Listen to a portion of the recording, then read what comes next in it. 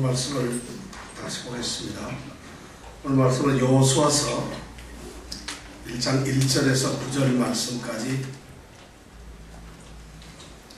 봉독을 하시겠습니다. 이 말씀을 통해서 이제 우리가 드디어 여호수아서를 시작을 하도록 하겠습니다.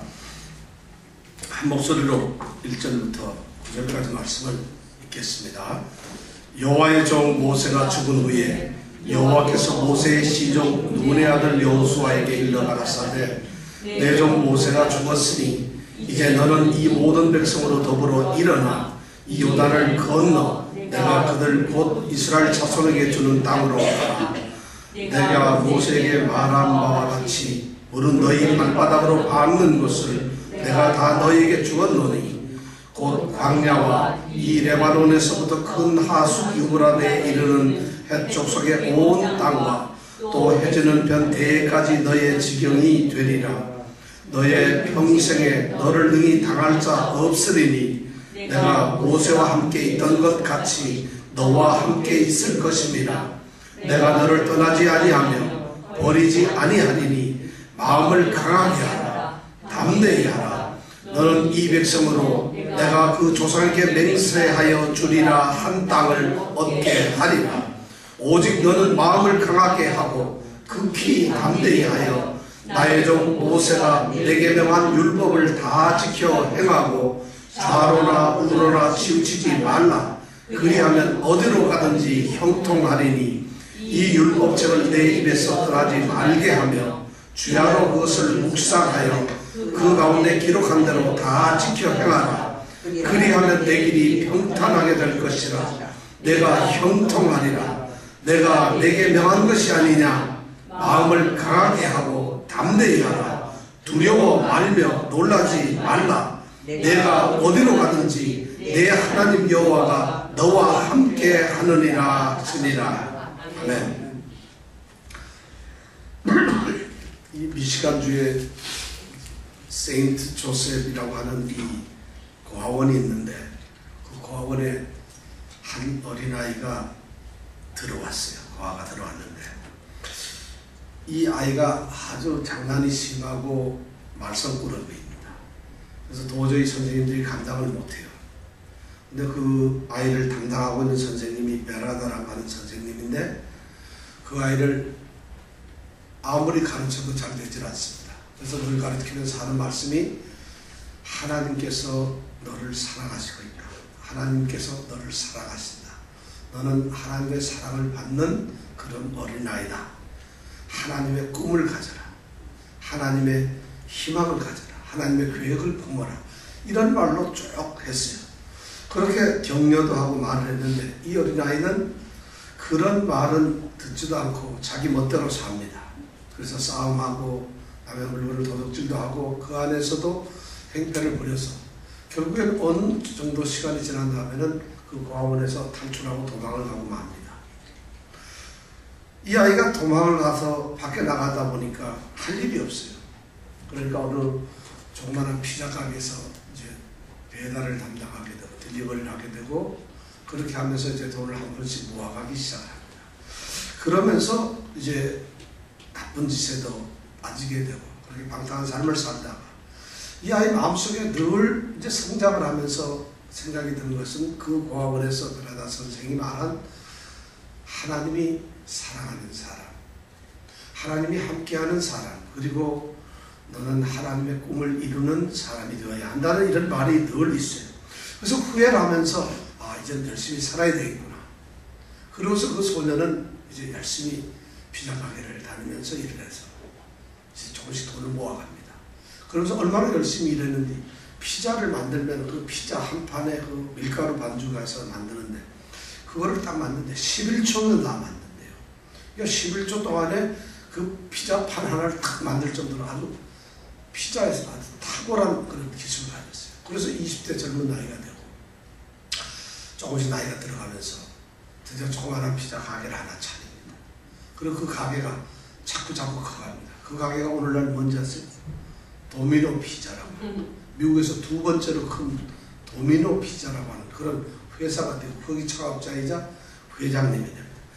이 사람이 바로 토마스 모나한이라고 하는 사람이에요. 근데 지금은 그 사람이 피자 가게만 하는 게 아니라, 그런 도미노 피자 회사만 하는 것이 아니라, 요새 한참 이 야구하죠. 우리 저기 보스턴하고 어디죠? 저기 세인트루이스하고 이 월시리즈를 하는데, 디트로이트 이 팀의 구단주가 바로 이 토마스입니다. 이 사람이 야구 구단을 인수해가지고 이 디트로이트 구단을 인수해서 거기에 또한 구단주로 있는데, 어린 소년들에게, 어린 아이들에게 꿈을 심어주기 위해서 이 디트로이트 구단을 자기가 인수하고 그 구단의 구단주로 지금 일을 하고 있어요. 그 소년이 가졌던 것은, 늘 머릿속에 있었던 건, 하나님께서 너와 함께하는 하신다. 하나님이 너와 함께 하시는 분이다. 너는 하나님이 사랑을 쏟는 그런 사람이라는 것 하나고, 그 다음에 하나님이 원하시는 꿈을 너희 속에서, 내 속에서 이루어라. 이런 말로 그런 평생을 살았다 그래요. 그리고 지금도 그렇게 살고 있다 그래요. 그래서 지금 자선사업도 굉장히 많이 하고 좋은 일을 한다고 합니다. 근데 뭐 확인 안 했으면 모르겠습니다. 그렇게 한다는데, 오늘 말씀을 우리가 이렇게 생각하면서 여호수아서는 이제 드디어 여호수아라는 한 인물을 통해서 하나님께서 하나님의 계획과 일을 이루시는 그런 사건에 우리가 이제 드디어 맞닥뜨리게 됩니다. 여호수아는 어쩌면은 가장 참혹하고 비참한, 그리고 정말 암담한 그런 현실 속에서 여호수아는 시작이 됩니다. 여호수아서는 첫 마디가 뭐냐면, 여호와의 종 모세가 죽었다고 되어 있어요. 2절에도 보면 내 종 모세가 죽었다고 되어 있어요. 죽음으로부터, 이 모세라는 사람은 하나님께서 부르신 하나님의 종으로서 40년간은 광야에서 이스라엘 백성을 이끌어왔고, 그들에게 모든 일을 하나님의 중보자로서 일을 했던 사람이에요. 그 지도자가 죽었어요. 그것도 자기네들이 이제 막 건너가야 할 가나안 땅, 그 요단강 앞에서 죽었어요. 우리가 모세의 죽음에 대해서는 지난주에 생각을 했습니다. 그렇게 하니까 이제 참혹하게 아무것도 할 수가 없는, 어쩌면 40년 동안 헤매면서 이스라엘 백성들이 무엇을 해야 좋을지 모르는 이런 상황이 되었을 때, 하나님께서 드디어 여호수아라는 한 종을 세우게 된다는 것이죠. 오늘 2절 말씀을 보니까, 내 종 모세가 죽었으니 이제 너는 이 모든 백성으로 더불어 일어나 이 요단을 건너, 이런 말씀이 나옵니다. 이 말씀을 이렇게 보면은 별로 실감이 안 납니다. 그런데 히브리어로 된 이 원어 성경을 읽어보면은 모쉐 아부디 메트 이렇게 나갑니다. 내 종, 나의 종 모세가 죽었다. 그 다음에 웨아타, 그리고 나오는 말이 쿰 아보르, 이런 말입니다. 쿰 아보르, 이 말이 나오는데, 이거 뭐냐면 나의 종 모세가 죽었다. 그러므로 이제 쿰 아보르, 쿰이란 너는 일어나라. 그 다음에 아보르는 너는 건너가라. 이렇게 딱 명령을 합니다. 지금 모든 이스라엘 백성들이 지금 슬픔의 30일 동안 모세의 죽음을 애곡하고, 어쩌면 어떻게 해야 될지 아무것도 모르는 상황 속에서 하나님께서 여호수아를 찾아오시고 그 여호수아에게 말하기를 쿰 아보르, 너는 일어나라, 너는 건너가라, 이 말씀을 하고 있어요. 근데 우리 2절에 보니까 내 종 모세가 죽었으니 이제 너는 이 모든 백성 더불어, 그 다음 뭐라 해야 되겠죠? 일어나, 이렇게 되어 있죠. 2절에. 그 다음에 이 요단을 건너, 일어나, 건너, 이 말을 바로 이 히브리어에는 앞에다가 내세웠어요. 내 종 모세가 죽었다. 그러므로 이제 너는 일어나라, 너는 건너가라, 이렇게 말하고 있어요. 하나님께서는 그 두 마디를 통해서 너는 일어나라 하면서 여호수아라고 하는 새로운 종을 세우시고, 너는 건너가라 하면서 그 말씀을 통해서 여호수아라는 새로운 종을 통해서 하나님의 위대한 사명을 던져주고 있습니다. 무엇을 해야 되는가를 말씀하고 있어요. 여호수아는 이제 새로운 종으로 하나님께 세움을 받습니다. 여호수아는 우리가 이 이름 뜻을 보면은 여호와는 구원이시다, 여호와께서 구원하시리라, 이런 뜻을 가지고 있어요. 근데 여호수아의 본래 이름은 뭐냐면 호세아라고 합니다. 호세아란 말은 뭐죠? 구원이라는 말이에요. 모세라고 하는 말이 건져냈다는 말이죠. 근데 호세아는 구원을 한다는 것이 조금 의미가 진전이 되었는데, 그 호세아라는 이름을 모세가 여호수아라고 이름을 바꾸어줍니다. 민수기에서. 그래서 여호수아는 이제 여호와께서 구원하시다 이런 말인데, 그 여호수아라는 말이 이스라엘 후대에 가면 예수아라고 하는 이름으로 바뀌고, 신약시대에 와서는 뭐로 바뀐다고요? 예수가 됩니다. 예수.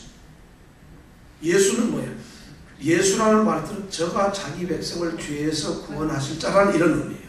그러니까 여호수아라는 이름이 그렇게 바뀌는 거예요. 바로 이 여호수아는 우리가 성경적으로 보면은, 신학적으로 보면 우리 예수님의 모형이다 이런 말씀을 우리가 쓰는데, 바로 이렇게 여호수아라고 하는 한 종을 하나님께서는 이제 선택을 해서 글을 씁니다. 1절에 보면은, 오늘 1절에 보면 여호와의 종 모세죠. 그런데 그 다음 조금 더 읽다 보면 그 다음에 여호수아에게는 뭐라고 되어 있죠? 여호와의 종 여호수아가 아니고 모세의 시종 여호수아가 돼요. 모세는 여호와의 종이라고 해요. 여호와의 종. 여호와의 종은 예호와 에베드 이런 말로 해가지고 하나님을 섬기는 하나님의 종이란 말이에요. 모세는 여호와의 종인데, 근데 여호수아에게는 종이란 말, 여호와의 종이란 말을 쓰지 않고 메샤레트 이런 단어를 써가지고, 메샤레트라는 말은 뭐냐면 사람을 돌보는, 우리 군대 용어로 말하는 부관, 사람을 돕는 사람이에요. 그러니까 모세라는 하나님의 종이 죽고 나서 하나님께서는 모세라고 하는 사람을 돕던 여호수아를 선택했다는 것이죠. 그래서 그 여호수아를 통해서 이제 하나님의 위대한 계획을 이렇게 갑니다. 놀라웠게도 여호수아는 모세의 시종 눈의 아들 여호수아라고 하는 신분으로 하나님의 부르심을 받았지만은, 여호수아서 전체를 쭉 이렇게 가다 보면 여호수아서 마지막 24장 29절에 가면은 드디어 여호수아를 하나님께서는 여호와의 종 여호수아라고 하는 이름으로 드디어 호칭을 달리한다는 것이죠. 이제 사람의 종으로서 살아가는, 모세를 돕던 사람이 드디어 하나님을 돕는 하나님의 종으로서 그의 신분이나 삶이 달라진다는 것이죠. 그러면서 이 여호수아는 이렇게 새로운 신분을, 새로운 어떤 위치를 갖게 되는 이런 지도자의 어떤 길을 가게 되는데, 하나님께서는 놀랍게도 여호수아를 훈련을 시키셨어요.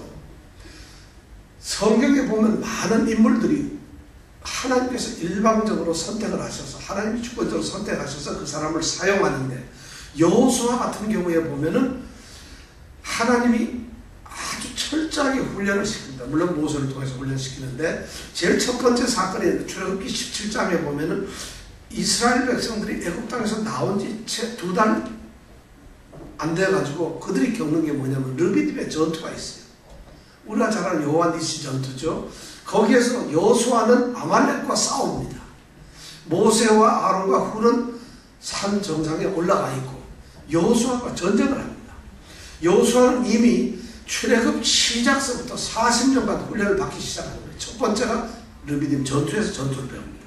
그 다음에 그런 일이 있고 나서 그 다음에 얼마 지나지 않아서 그들이 시내산에 당도해가지고, 모세가 하나님의 부르심을 받고 시내산 안으로 들어가서 율법을 받을 때 그때 따라갔던 사람이 바로 여호수아예요. 여호수아는 하나님의 나타나신 임재를 직접적으로 목도한 사람이 아니에요. 그러니까 하나님의 모습을 봤죠. 그리고 나서 그들이 내려왔을 때 시내산 아래서는 금송아지 사건이 있었죠. 그때 분노했던 것이 바로 이 여호수아입니다.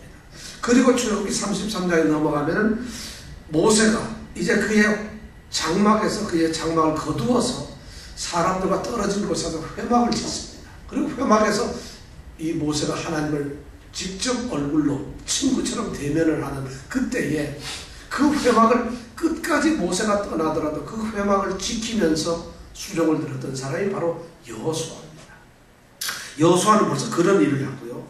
그것뿐만 아니라 민수기 13장 14장에 오면은 드디어 가데스바네아에서 그들이 정복해야 될 가나안 땅을 정탐할 때 12명의 정탐꾼을 보내는데 그 중에 한 사람이 바로 여호수아입니다.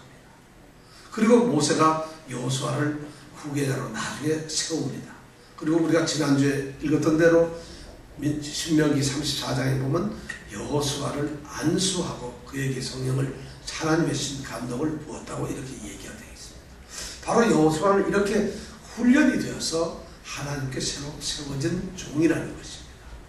하나님의 종이 된다는 것은 어떤 학식이나 노력이나 우리의 어떤 열심히 뭘 해가지고 되는 것이 아니라 세상에서 어떤 사람이 성공하고 뭐가 준비되려면 공부도 해야 되고 뭐 훈련도 해야 되고 준비를 해야 되지만 하나님께서는 하나님의 방법으로 사람을 선택하신다는 것이죠. 하나님은 사람을 사용하실 때 가장 중요한 기준이 하나님의 선택이에요. 그 선택에 대해서는 우리는 모릅니다. 그것이 하나님의 주권이니까 왜 선택을 했는지, 무슨 이유로 선택을 하셨는지, 또 어떤 기준이 있는지 모르는데 하나님께서는 나를 선택하셨고 우리 모두를 선택하셨어요. 그 선택의 기준은 하나님께서 하나님의 깊으신 뜻대로 우리를 선택하셨다는 것이죠. 바로 여호수아는 그렇게 선택을 받습니다. 그래서 드디어 하나님의 사람이 되어서 여호수아가 일을 합니다. 이스라엘 백성들은 모세라는 위대한 지도자가 죽고서 어떠한 계획과 어떠한 목표를 다 상실한 채 갈팡질팡합니다. 슬퍼합니다. 그들이 정말 이렇게 모든 것이 다 없어지고 답답한 그런 상황에 있을 때 하나님은 첫 번째 그 여호수아라고 하는 한 지도자를 세우게 된다는 것이죠. 모세가 죽었기 때문에 하나님의 위대한 계획이 중지되는 것은 아닙니다. 하나님의 구속사는 어떤 한 사람이 죽었거나 그 사람이 없어진다고 해서 하나님의 일은 멈춰지는 것이 아니에요. 그냥 그 집이 되는 것이 아니라 하나님은 그 일을 위해서 또 다른 사람을 세운다는 것이죠. 이것이 하나님의 섭리입니다. 그러면 오늘날 뉴욕에서 우리를 똑같이 하나님이 부르셨다고 해서 예수생명교회를 세우는 이 목적이 뭐냐? 하나님께서는 하나님의 위대한 사역을 위해서 또한 우리를 세우신다는 것이죠. 우리 한 분 한 분이 그런 의식을 가져야 된다는 것이죠. 하나님께서는 우리를 세우셨어요. 우리는 어쩌면 여호수아처럼 미리 준비는 안 되었을지 몰라도 지금부터 준비를 해가면서 하나님께서는 우리를 그렇게 세워가신다는 겁니다. 바로 여호수아를 통해서 그것을 보고 쿰 너는 일어나라 이렇게 명령을 하셨어요. 그 다음에 쿰 다음에 아볼 너는 건너가라 사명을 주신다는 거죠. 자, 이 사명이 뭐냐면 여호수아에게는 어떤 사명을 주셨는가 하면 보니까 요단을 건너가는 것이죠. 요단이라고 하는 것은 새로운 미래의 세계가 이제 눈앞에 있는데 그 미래의 새로운 새 시대, 새 역사의 첫 출발이 바로 요단을 건너는 것이거든요. 그것을 지금 하나님께서는 이 여호수아에게 명령하신 거예요. 너는 건너가라는 것이죠. 이미 과거 모세의 시대는 단절이 됐어요. 모세는 요단강까지 인도하는 것으로 하나님의 소명이 끝났다는 것이죠. 그리고 너는 이제부터 이 요단강을 건너가서 새로운 천지와 새로운 세계를 이제 일으키는 하나님의 나라, 하나님의 약속이 성취되는 일을 네가 이제 해야 된다는 이런 사명을 줍니다. 이 사명에 보면 하나님께서는 이제 그렇게 건너가라고 하시는데 오늘 성경 말씀을 보니까 그 사명이 하나님께서는 아주 구체적으로 주세요. 우리는 하나님의 뜻이나 하나님의 계획이 하나님께서 그냥 예수 잘 믿어라 또는 뭐 내게 예배를 잘 드려라 나의 자녀답게 살아라 이렇게 막연하게 말씀을 하시지 않는다는 것이 하나님께서는 어떤 사람에게 사명을 줄 때 굉장히 구체적으로 드는데 오늘 말씀에 보니까 그래요. 오늘 말씀에 보니까 모세에게 주는 사명의 가장 핵심적인 것은 뭐냐 하면은 6절이에요. 너는 이 백성으로 내가 그 조상에게 맹세하여 주리라 한 땅을 얻게 하리라.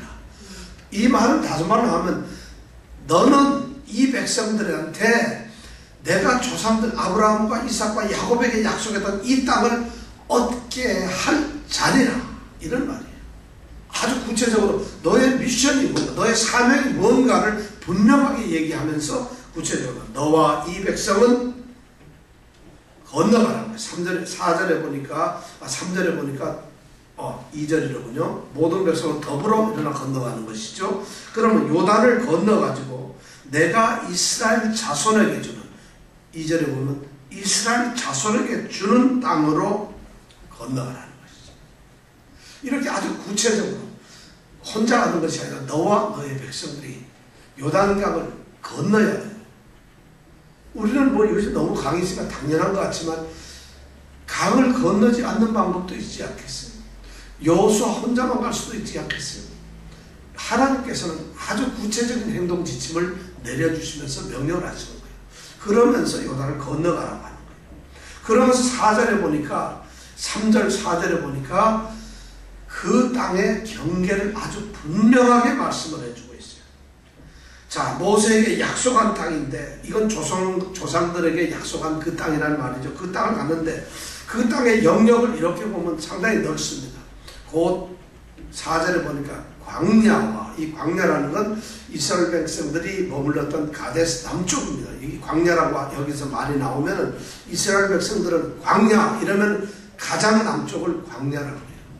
그럼 우리가 가데스 바네아 신광야를 바로 이 광야라고 합니다. 거기서부터 남쪽은 그렇거든. 북쪽으로는 이 레바논, 지금 레바논 땅하고 똑같습니다. 그 레바논, 남쪽은 광야고 위로는 레바논. 그 다음에 또 큰 하수 유브라데에서 이런 해쪽 속에 온 땅, 이거는 동쪽 경계, 유프라테스 강이 흐르는 거기까지. 그 다음에 서쪽은 우리가 늘 아는데 어디요? 지중해예요. 바다까지. 이렇게 광활한 땅을 주시면서 그 땅을 그냥 너에게 주시는 것이 아니라 3절에 보니까 뭐라고 했죠? 무릇 너희 발바닥으로 밟는 곳을 내가 다 너에게 주었다. 발바닥으로 밟는다는 것은 무슨 말일까요? 그냥 밟기만 하면 되는 게 아니라 정복을 하는 것이다. 애를 쓰고 정복하는 땅이다. 그럼 그 영역을 정해놓으시고 하나님께서 그 땅을 전부 정복하기를 원하셨어요. 정복하면 주는데 안타깝게도 이스라엘 백성이 나중에 보면은 여호수아가 그 땅을 다 점령을 못해요. 밟지는 못해요. 그리고 나중에 다윗 시대에 가서 좀 비슷하게 점령을 했어요. 근데 점령을 그 땅을 결국 못하더라고요. 근데 하나님께서는 그렇게 명령을 주십니다. 밟는 땅을 줍니다. 그러면서 이것이 예표되는 것이 결국 우리까지 와서 예수님의 모습을 만약 여호수아가 예표를 한다면은 그걸 우리가 전제를 했을 때 오늘 우리에게 구원이 바로 그렇다는 것이죠. 우리에게 구원을 약속하시는데 우리는 구원을 쟁취해야 되는데 구원을 조금 아는 사람들밖에 그럴 수도 있잖아요. 그래서 이 말씀을 주님 우리에게 주는 그 의미가 상당히 있습니다. 그래서 우리가 구원을 이루어가고 구원을 완성해 가야 되고 주님이 주시는 영원한 그 땅 주님의 약속은 우리에게 충만하게 지금 다 주어졌다는 이런 말씀을 하고 있습니다. 그러면서 오늘 이 말씀에 보니까 또 의미 있는 것이 2절에 보면은 이 약속의 땅은 곧 이스라엘 자손에게 주는 땅이라고 되어 있어요. 지금 주고 있는, 주려고 하는 미래 얘기입니다. 주려고 하는 땅이래. 주는 땅인데 그 다음에 3절에 가보면 바로 그 땅이 어떻게 다 너희에게 주었다. 과거가 돼버려요. 자, 똑같은 땅인데 이미 이 가나안 땅은 하나님께서 주는 땅이에요. 이스라엘 백성들에게. 그런데 4절에 가니까 그 주는 땅을 이미 주었다는 것이에요. 똑같은 땅을 놓고 앞으로 줘야 될 땅이라고 그러시고 나서는 이미 주었다 이렇게 표현을 쓰고 계신다는 것이죠. 왜 이랬을까? 여기는 아주 깊은 뜻이 있습니다. 하나님께서는 주시겠다고 한 땅을 이미 주었다는 과거로 썼을 때는 하나님의 이 약속에 신실하신 하나님은 반드시 이루신다는 것이에요. 이미 미래지만은 그것이 우리에게 주어졌다는 거예요. 이것이 하나님이 하시는 약속의 신실성. 우리 믿는 사람들은 바로 하나님에 대한 그런 약속의 신실성을 가지고 있어요. 그리고 이건 약속의 신실성뿐만 아니라 또 하나 중요한 것은 뭐냐면 그것을 주었다고 이루었을 때에는 우리의 무슨 사명이나 역할이 있다. 우리의 책임감이 있다는 거죠. 그냥 하나님께서 가만히 있는 걸 주시겠다고 해놓고 이미 주셨다 이렇게 되는 것이 아니라 주시겠다고 하는 그 약속의 땅이 우리에게 주셨다 할 때는 그 과정에서 우리가 해야 될 그 약속을 신실하게 우리가 지켜야 되고 우리가 그 약속을 이루어야 될 우리에게는 책임이 있다는 것이에요. 이런 말씀으로 이 오늘 말씀을 이렇게 주고 있어요. 바로 신앙에 우리가 이 여호수아를 통해서 우리가 깨달을 수 있는 것은 우리의 신앙의 모습이 바로 이렇게 하나님께서 약속의 구원을 우리에게 주시지만 그 구원은 우리가 이루어 가야 된다는 이런 말씀을 하고 있습니다. 자, 그렇다면은 하나님께서는 어떤 이 새로운 명령을 주시면서 그 명령, 그 새로운 목적, 사명을 주시면서 그것을 그럼 어떻게 이루어 가야 할 것인가? 하나님께서 너무 구체적으로 이 여호수아에게 그것을 명령하십니다. 여호수아는 그럼 뭘 해야 되는가? 자, 여러분들 예수를 믿는다면 뭘 해야 되는가? 오늘 말씀에 초점을 가지고 한번 잘 우리가 지켜보았으면 좋겠습니다. 첫 번째, 이 하나님께서는 여호수아를 새로운 지도자로 세워 놓으시고 그 사명을 주시면서 첫 번째 하시는 것이 5절에 보니까 내가 모세와 함께 있던 것처럼 너와 함께 있다는 이런 말씀을 하시면서 오늘 말씀 보니까 이 말씀을 통해서 하나님께서는 우선 여호수아라고 하는 새로운 지도자를 위로를 합니다. 사실 여호수아는 모세의 그늘에서 모세를 돕기만 하던 사람, 독자적으로 자기가 무엇을 한 것이 없어요. 이제 새로운 세계에 자기가 전면에 나서서 모든 것을 영도하고 이끌어야 되는데 두렵지, 겁도 나지. 그리고 여호수아는 사실 어떻게 보면 광야의 삶이 전부 다예요. 한 번도 이런 것에 대해서 삶을 살아보지 못했어요. 모세는 광야 삶도 살아보고 다 경험이 있지만 여호수아는 그렇지 않거든요. 그러니까 여호수아가 두려운데 그 여호수아를 하나님께서 위로와 격려를 하는데 내가 모세와 함께 있었던 것과 같이 그렇게 하나님께서 같이 하시겠다고 약속을 합니다. 약속을 하시면서 거기 말씀을 이렇게 보면 너무 감사합니다. 막 세 가지를 쏟아부은 것은 첫 번째가 뭐냐면 내가 모세와 함께 있던 것 같이 너와 함께 있을 것이다. 하나님 지금 이 여호수아에게는 그거보다 축복이 없어요. 자기는 눈으로 똑바로 여호수아가 이때까지 눈으로 광야에서 40년 동안 봤던 게 뭐냐면 그 모세와 함께하던 하나님을 자기는 한순간도 잊을 수가 없어요. 왜냐하면 40년 동안 자기는 모세의 시종으로서 모세를 따라다녔는데 그 모세가 하나님께 기도하는 것, 그때마다 하나님께서 들어주시는 것, 그 함께하던 그것을 보았던 거예요. 그러니까 그런데 그 하나님께서 약속을 하시기를 내가 바로 그 모세와 함께했던 것처럼 너와 함께한다는 것이죠. 이거보다 더 큰 축복이 어딨어요. 우리에게도 이런 축복의 동행이 있었으면 좋겠어요. 여러분들 이건 모세에게만 주는 게 아니라 오늘 우리에게도 주는 거예요. 하나님의 사람들, 하나님이 선택한 하나님의 사람들에게 있어서 하나님의 약속을 이루시기 위해서 하나님은 첫 마디가 너와 함께 하시겠다. 만약 아브라함과 하나님이 함께 하셨다면 오늘 우리와도 함께 하십니다. 만약 모세와 하나님이 함께 하셨다면 오늘 우리도 똑같이 함께 하는 거예요. 우리는 모세니까 함께 하시고 아브라함이니까 함께 하시고 이렇게 생각을 하는데 오늘 말씀은 그건이 아니에요. 모세나 아브라함이나 누구나가 다 하나님이 선택한 사람들인데 그 사람들도 우리가 똑같은 건데 하나님이 함께 하시겠다. 우리가 이 함께 한다는 이런 의식이 너무 없어요. 사실 오늘날 이렇게 성도들 중에서 하나님이 나와 함께 하신다. 함께 하신다. 이거 정말 제대로 느끼면서 사는 분들이 많지 않다는 거예요. 그런 성도들이. 하나님이 함께 한다. 왠지 모르게 하나님은 함께 안 하실 것 같고 성경 속에 갇혀져 있는 이런 분처럼 우리가 느껴져요. 그리고 신앙이라는 게 막연히 그렇게거리 생각하는데 오늘 말씀에 보면은 하나님께서는 여호수아에게 새로운 종 여호수아에게 내가 너와 함께하자. 두 번째는 뭐냐? 내가 너를 떠나지 아니하겠다.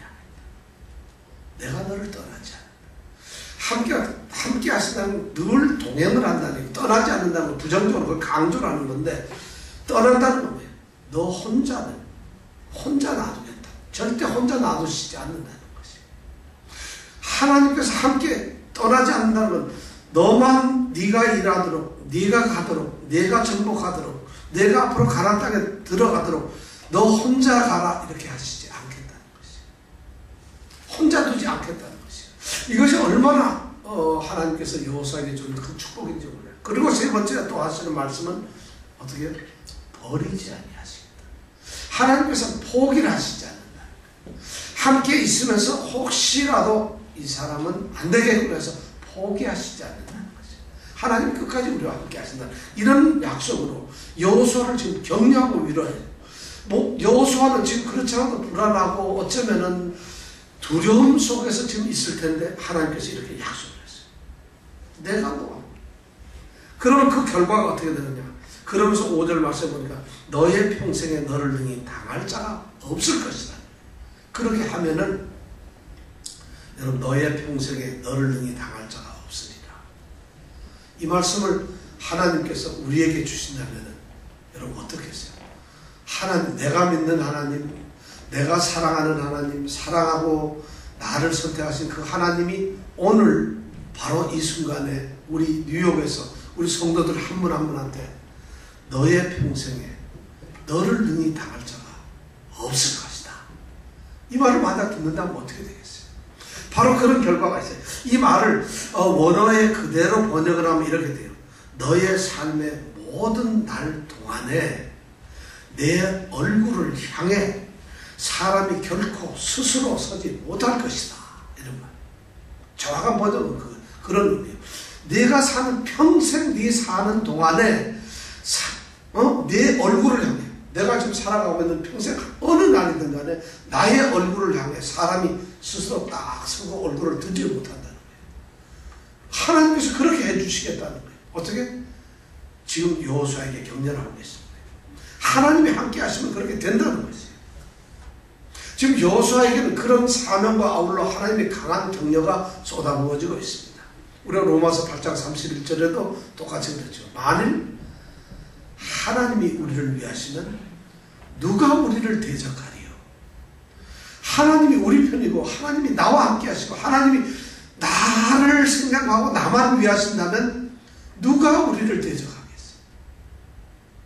이 말이 바로 여기에서 나온 말이에요. 얼마나 위대한 말이에요.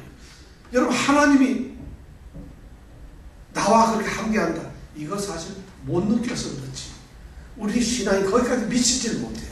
왜냐하면 우리가 그만큼 믿고 결단을 못해요. 이것이 안타깝거든요.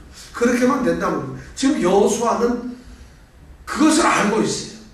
하나님이 함께 하시는. 그래서 비로소 여호수아는 나중에 하나님의 종이 되는 것이죠. 자, 이렇게 격려를 하시고 나서 하나님께서는 격려만 하시는 것이 아니라 그러면 그런 격려를 받고 감히 이 세상에 내 평생 살 동안에 아무도 내 얼굴을 향해서 스스로 서지 못할 것이라는 이런 말씀을 하시고 난 다음에 그렇게 하려면 네가 어떻게 해야 되느냐? 네가 해야 될 것이 있다는 것이에요. 그것이 바로 오늘 말씀 6절부터 시작해가지고 7절부터 시작해서 7, 8, 9, 3절 한번 보겠습니다. 오늘 말씀에서 여호수아를 향해서 하나님께서 요구하시는 그 태도가 딱 하나로 얘기하면 마음을 강하게 하라. 담대하라. 이 말. 담대하라. 이것이 하나님께서 이 말씀을 3번이나 얘기했어요. 6절에 보면 마음을 강하게 하라. 담대하라. 그 다음에 또 7절에 가면 오직 너는 마음을 강하게 하고 극히 담대히 하라. 9절에 가면 또 그러죠. 내가 내게 명한 것이 아니야. 마음을 강하게 하고 담대히 하라. 강하게 하고 담대히 하라. 이 말씀을 계속해요. 우리는 강하게 하라, 담대하라 이러니까 막연하게 용기를 가져야 되겠구나. 뭐 힘을 가져야 되겠구나. 이런 말씀으로 생각하는데 이 말씀은 그런 의미가 전혀 아닙니다. 사실은 강하다는 얘기는 뭐냐면 강하다. 이 말은 우리 손에 힘이 있어야 된다는 거죠. 그 원래 말 뜻은 손에 힘이 있게 하는 거예요. 그러니까 쭉 늘어져서 아무것도 못하고 힘이 없이 우리 맥없이 이렇게 되지 말라는 것이에요. 담대히 하라는 건 뭐냐면 요새를 구축하고 뭔가 예비하고 준비하듯이 이렇게 되어라는 거예요. 그러니까 힘도 있어야 되고 예비도 해야 되고 이것이 바로 강하고 담대하라는 말씀. 성경에 보면 강하다, 담대하라 이런 말씀이 한 300번 정도 나옵니다. 그만큼 중요한 말이에요. 우리 믿는 자들에게 하나님께서 하나님의 사람으로 선택했을 때 구약서부터 끝까지 내려오는 게 우리 주님께서도 제자들을 파송하시고 할 때도 하신 말씀이 두려워 마라. 이런 말씀이 전부 그거예요. 강하고 담대하라는 것은 믿는 자들에게 가장 필요한 그런 것이에요. 왜 강하고 담대해야 되냐면 아주 중요한 목적이 뭐냐면 내 조상에게 약속한 그 땅을 얻게 해야 될 자가 바로 너기 때문에 그렇다. 그 강하고 담대하라는 건데. 그래서 그 땅을 얻게 하기 위해서 우리가 얻기 위해서 땅을 취득하기 위해서 그 땅을 정복하고 그것을 획득하기 위해서 강하고 담대해야 되는데 하나님께서 드디어 그렇게 이제 미션을 주셨죠. 위로했죠. 다 위로도 하고 이제 이렇게 미션을 주시는데 놀랍게도 무엇을 위해서 어떤 일을 하는 것에 강하고 담대해야 하느냐 이 말씀을 하나님께서 하고 있어요. 물론 땅을 정복하고 차지하는 것이지만 실제로는 하나님께서 원하시는 것은 그것에 담대하라 그것에 강하라고 말씀을 하시질 않아요. 7절에 보면은 그 말씀이 분명하게 나왔습니다. 왜냐하면 너는 강하고 담대해야 되는데 7절에 보니까 오직 너는 마음을 강하게 하고 극히 담대히 하라. 여기 보면 중요한 단어가 2개 나옵니다. 오직, 극히. 오직 너는 마음을 너가 할 것은 아주 강하게 담대해야 된다. 그것도 극히 대충 해서가 되는 것이 아니라 아주 지극히 강하고 담대해야 된다. 무엇을 해야 된다. 그것이 바로 뭐냐면 율법을 지키는 것이라. 하나님께서는 지금 모세가 죽고 나서 가나안 땅을 정복해야 될 새로운 사명을 주시면서 여호수아를 세우셨는데 그때 하나님께서 하실 수 있는 우리 인간적인 생각은 전쟁을 준비하기 위해서 사람들을 훈련시키고 무기를 개발하고 그리고 어떤 전략을 짜고 이런 것을 명령을 하셔야 될 텐데 하나님께서는 지금 여호수아에게 하시는 첫 번째 공례 큰 아보르 이런 걸 하더니 그렇게 사명을 주시고 나서 하시는 말씀이 너는 강하고 담대하라. 뭐에? 율법을 지키는 데 강하고 담대하라. 이런 명령을 주시는 거예요. 이것이 최고라는 것이에요. 율법을 지키는 데 강하고 담대하라는 얘기는 뭐냐면 율법을 지키는 데 너의 결단을 분명히 세워라. 너는 의지력을 가지고 내가 말했던 모세에게 말했던 율법을 지키라는 것이에요. 이것이 하나님이 이 가나안 정복에서 원하시는 가장 중요한 것이 율법을 지켜라. 전혀 엉뚱한 것 같지만 이것이 하나님이 말씀하는 비결입니다. 왜냐하면 실제 이 전쟁의 주인은 하나님이세요. 가나안 땅에서 나와 가나안 땅을 정복하기 위해서 이제 애굽에서 나와 40년간 살면서 이스라엘 백성들이 한 거라고는 하나님이 주시는 은혜 속에서 그냥 먹고 그것을 누리고 명령하는 데 따라가고 이것이 전부 다였어요. 그들이 하는 것이 하나도 없었어요. 마찬가지로 가나안이라고 하는 새로운 땅을 들어가는 데 있어서 해야 될 일은 뭐냐면 그냥 하나님의 말씀을 자치고 하나님의 말씀을 따르는 것이에요. 그거 외에는 아무것도 없다는 것이에요. 어떻게 보면 가장 어리석고 가장 무책임한 것 같지만은 이 전쟁, 가나안 정복의 전쟁은 바로 하나님이 하시는 거니까 너희들은 내가 하는 대로 내 말만 지키면 된다는 것이에요. 구원을 얻는 것이 우리의 노력이나 우리 애가 쓰는 것이 우리의 어떤 공로가 아니라 하나님께서 이루시는 거예요. 그 은혜 속에서 우리가 살면서 은혜대로 살아가는 것이 우리가 구원을 이루는 것이라는 거예요. 오늘 여호수아에게 내리시는 하나님의 명령이 바로 그것인데 오늘 이 말씀을 보면은 가장 중요한 것이 말씀을 이제 율법을 강하고 담대하게 지켜야 되는데 그러면 율법을 강하고 담대하게 지킨다는 것은 도대체 뭐 어떻게 하는 건가? 여러분 하나님의 말씀을 어떻게 지켜야 되는가? 오늘 여기서 하나님께서 아주 또 구체적으로 그 말씀을 어떻게 지키는가에 대해서 말씀 한 5가지 얘기를 하고 있어요. 첫 번째가 뭐냐면 매우 신중하고 조심하게 지켜야 된다. 이 말씀을 여러분 매우 말씀을 신중하고 조심을 해야 된다는 것이죠. 지킬 때도 여기 우리 성경 7절 8절에 보면은 이런 말씀이 나옵니다. 내가 명한 율법을 다 지켜 행하고 지켜 행하고라는 말씀이 있어요. 또 9절에 8절에 보면은 기록한 대로 다 지켜 행하라. 이 지켜 행하라는 말을 우리가 생각하면은 그냥 잘 준수하고 그대로 실천하라 이런 말로 우리가 생각을 하는데 이 히브리어의 본래 의미는 물론 그런 뜻이 있습니다만은 지켜서 잘 행하라는 이런 말인데 그 말씀을 지키고 따를 때 신중하라는 거죠. 신중하고 그 다음에 아주 유의하고 계속 집중해서 아주 이렇게 신중하고 집중을 해서 그걸 지키라는 거지. 그냥 지킨다고 해서 덜렁덜렁 지키는 게 아니에요. 굉장히 중요한 말씀이다. 온 몸과 마음을 완전히 쏟아서 열정적으로 이 말씀을 지키라는 거지. 이것이 바로 지켜 행하라는 말의 의미입니다. 그러니까 말씀은 하나님께서 지금 여호수아에게 무슨 명령을 했죠? 강하고 담대하게 율법을 지키라고 그랬잖아요. 강하고 담대하게 율법을 지키는 첫 번째가 뭐냐면 그 말 율법을 아주 신중하고 유의해야 된다. 이것이 첫 번째예요. 그 다음에 율법을 지키는 두 번째, 이 강하고 담대한 두 번째 원칙이 뭐냐면은 다 지켜라. 다. 모든 율법을 지키라는 것이. 오늘 우리에게도 이것이 똑같이 던져집니다. 하나님의 말씀을 우리가 어떻게 지켜야 되냐? 첫째 신중하고 굉장히 조심성 있게 지켜야 합니다. 그렇게 우리는 지켜야 돼요. 그 다음에 하나님의 말씀을 모두 지켜야 돼요. 어느 하나것도 빼놓으면 안 된다는 것입니다. 지금 여호수아에게 하나님께서 말씀하신 건 내가 너에게 명령할 때 내가 말한 이미 율법에 대해서 어떤 율법은 안 지켜도 되고 어떤 율법은 지켜야 되고 네가 편할 대로 네가 유익한 대로 네가 하고 싶은 대로 지키는 것이 아니라 내가 하는 모든 하나님의 율법은 그대로 다 모두 다 지키라는 거죠. 모세에게 기록한 대로 지키라는 거죠. 모세에게 명한 대로 기록한 대로 하나도 빠뜨림없이 지키라는 거죠. 이 모든이라는 말. 이것이 율법을 지키는 오늘날 우리 하나님의 말씀을 듣는 또 태도예요. 우리에게도. 오늘날도 우리가 보면 어떤 성경은 지키고 싶지 않은 것들이 있어요. 어떤 것은 우리가 좀 이렇게 소홀히 하는 것도 있는데 그것이 아니에요. 절대 다 지키라는 거죠. 그 다음에 세 번째 또 지켜야 되는 것은 보니까 다 지켜 행하라 이렇게 되어 있고요. 그 다음에 좌로나 우로나 치우치지 말라. 7절에 보니까 그러죠. 좌로나 우로나 치우치지 말라. 다시 말씀드리면 어떤 율법의 기준에서 절대 벗어나지 말라.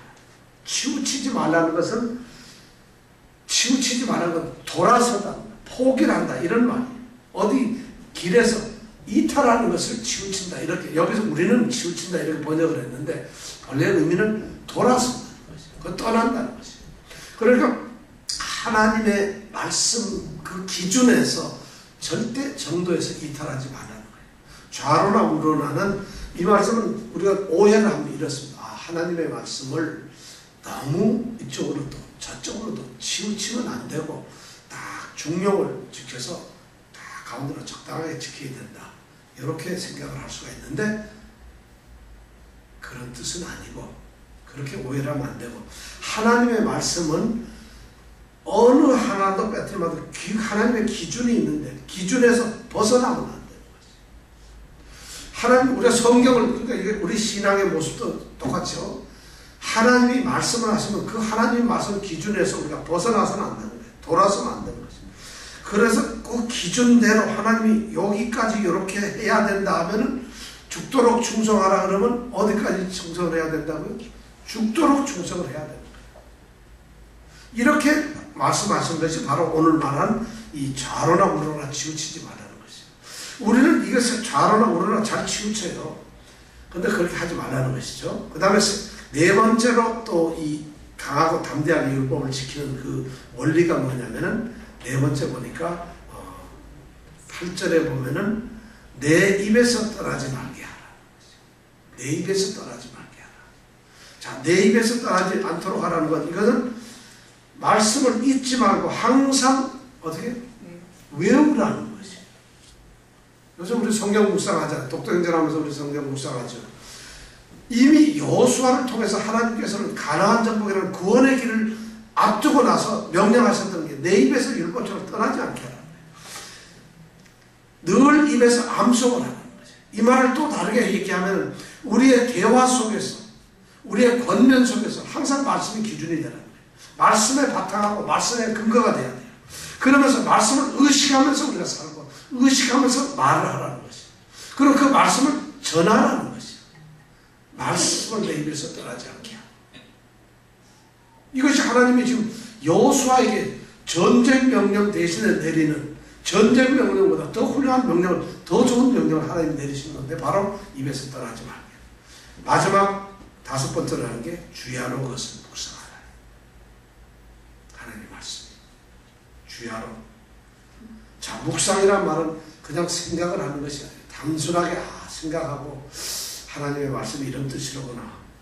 어떤 생각하고 사색하고 그것을 이렇게 기억나고 이런 것이 묵상이 아니에요. 묵상이라는 건 뭐냐면 이 말씀에는 인내를 가지고 그 다음에 반복적으로 아주 깊게 생각하면서 그것을 삶에 적용을 하는 것이에요. 이것이 바로 묵상이에요.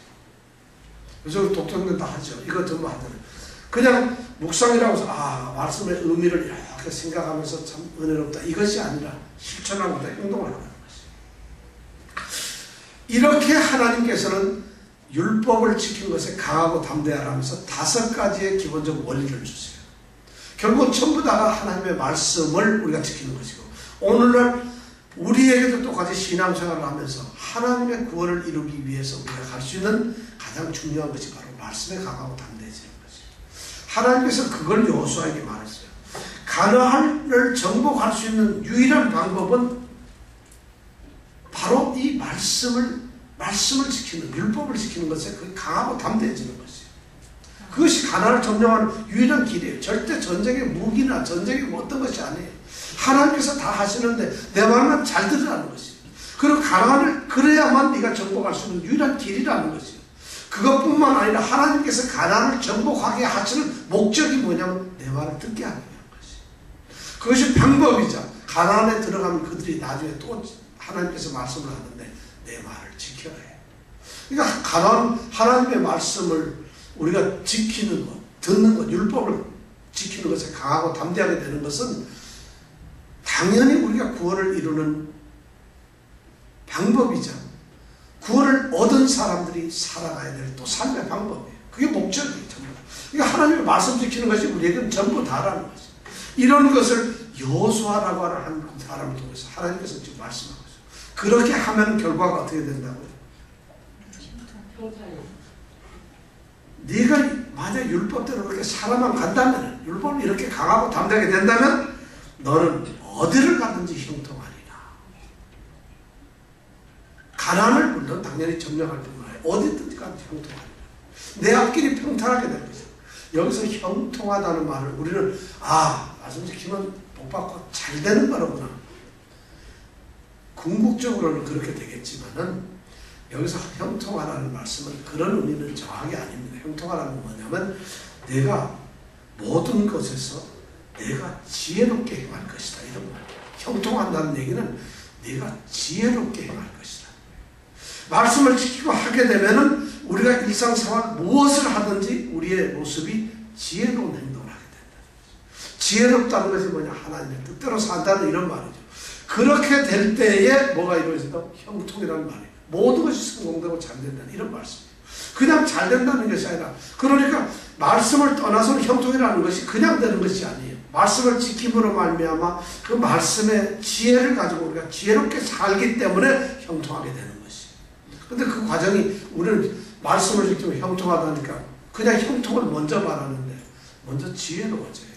지혜로워지려면 말씀을 강하고 담대하게 지키고 해야 된다는 것이에요. 이것이 여호수아를 세운 새로운 종을 세우시고 하나님께서 말씀하시는 명령입니다. 우리는 여호수아를 처음 시작하면서 가나안이라고 하는 땅을 점령하는 이런 일에 있어서 하나님의 위대한 언약을 완성함에 있어서 새로운 종을 세우고 그 종에게 명령하신 하나님의 말씀, 하나님의 음성을 들어봅니다. 그것이 뭐냐면 한마디로 얘기하면 율법을 지키는데 강하고 담대하라는 것입니다. 놀랍게도 가나안 7족속이 지금 우글거리고 한 번도 가보지 못한 그 땅은 안악자손이 있고 귀골이 장대한 사람, 문명도 이 유목민인 히브리 민족보다도 훨씬 강대한 거죠. 그리고 더 발달된 사람, 그들을 향해서 싸울 때 하나님께서 명령하시는 것은 무슨 기도해라 이런 게 아니라 말씀에 강하고 담대하라, 말대로 지키라는 것이에요. 오늘 우리 신앙생활에서 정말 하나님께서 요구하시는 게 뭐냐면 바로 이 말씀이에요. 너는 내 말을 지키는데 강하고 담대하라는 것이에요. 이것이 만약 우리에게 주어진다면 우리 앞에 놓여있는 어떠한 가나안 땅도 어떠한 약속의 땅도 우리는 쟁취할 수가 있습니다. 하나님이 여호수아를 통해서 하시는 오늘 첫 말씀 우리가 기억해 주시기 바랍니다. 아멘. 정말 여호수아에게 중요한, 지금 이 정복 전쟁이 칼과 창의 전쟁이 아니에요. 용맹과 담대함의 전쟁이 아니라 하나님의 말씀의 전쟁이에요. 말씀대로 사느냐 안 사느냐, 그것이 이 바로 정복 전쟁의 승패를 좌우한다는, 그게 유일한 길이라는 것이에요. 그것을 하나님께서 요구하고 있어요. 그것을 하나님께서 바라고 계십니다. 그것만 하면 모든 것이 끝이라는 거예요. 오늘 우리의 신앙생활에서도 바로 이러한 것이 있길 원합니다. 말씀대로 살아서 승리하시기를 바랍니다. 자, 기도하겠습니다.